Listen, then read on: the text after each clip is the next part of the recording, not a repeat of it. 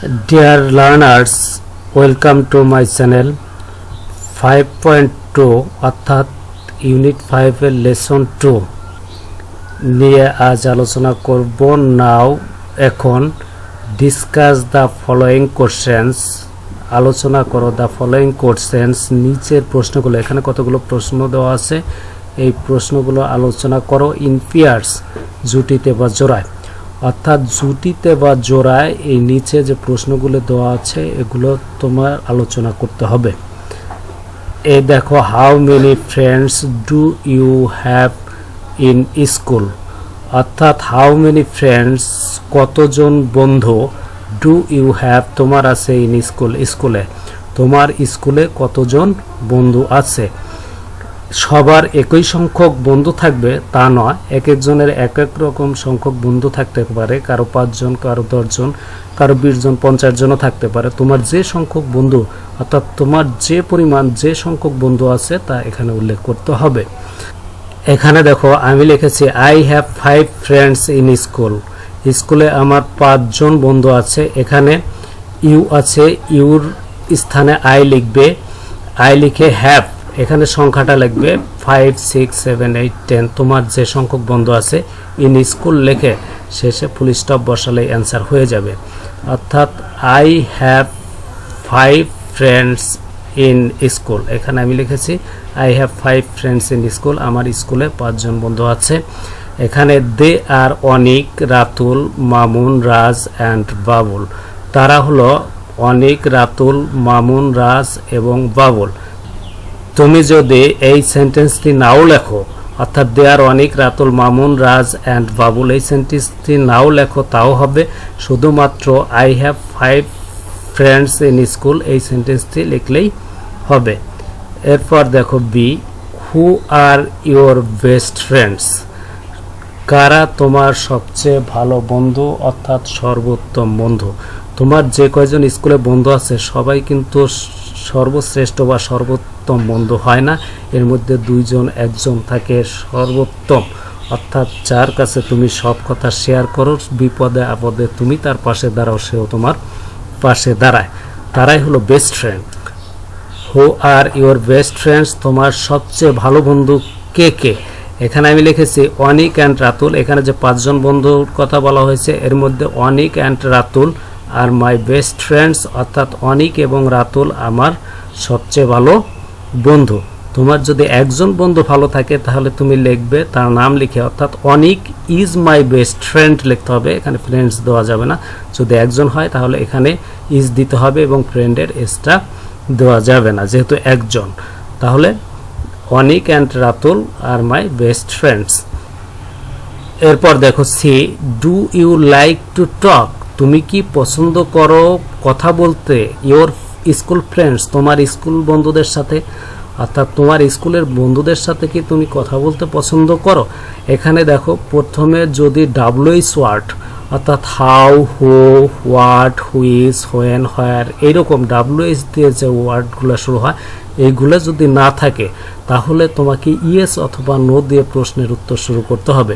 যেহেতু এখানে ডু দিয়ে শুরু, অর্থাৎ what, who, how, where, when, why, home, who এগুলো দিয়ে শুরু নাই, এই কারণে এটা yes no questions. Yes no question হওয়ার কারণে প্রথমে তোমাকে ইয়েস অথবা নো দিয়ে প্রশ্নটি উত্তর অর্থাৎ অ্যান্সার শুরু করতে হবে।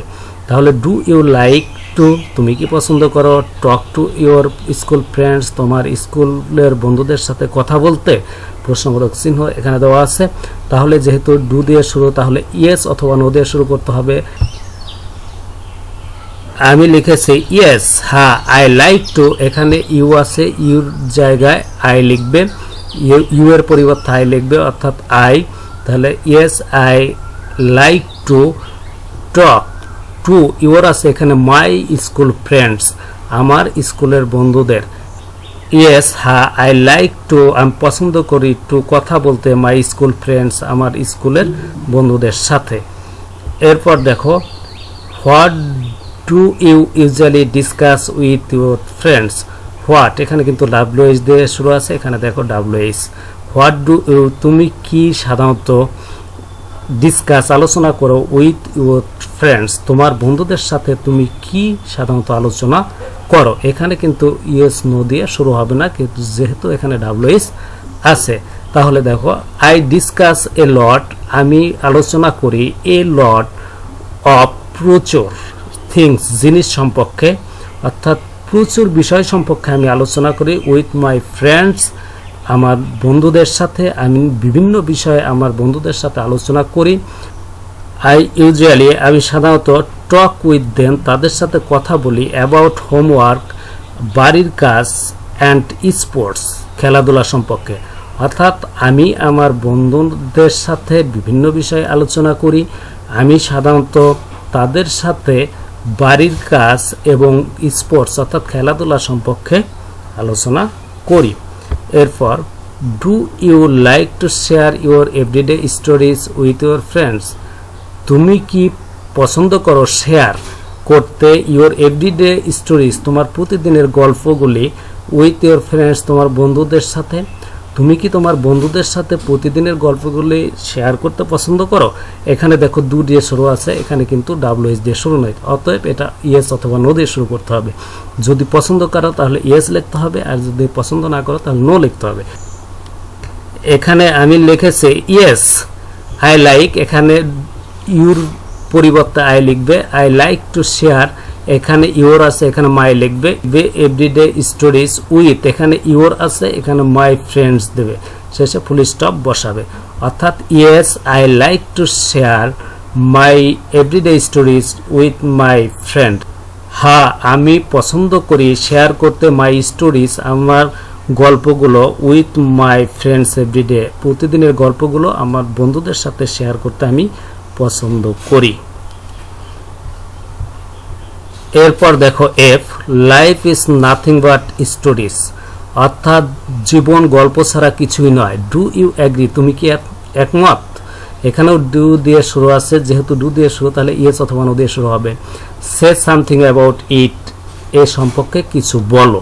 তাহলে এখানে আমি লিখেছি ইয়েস, এখানে যেহেতু ডু দিয়ে শুরু ডাব্লিউএস দিয়ে শুরু নয়, তাহলে ইয়েস আই অ্যাগ্রি দ্যাট, আমি একমত যে life is nothing but stories, জীবন গল্প ছাড়া কিছুই নয়।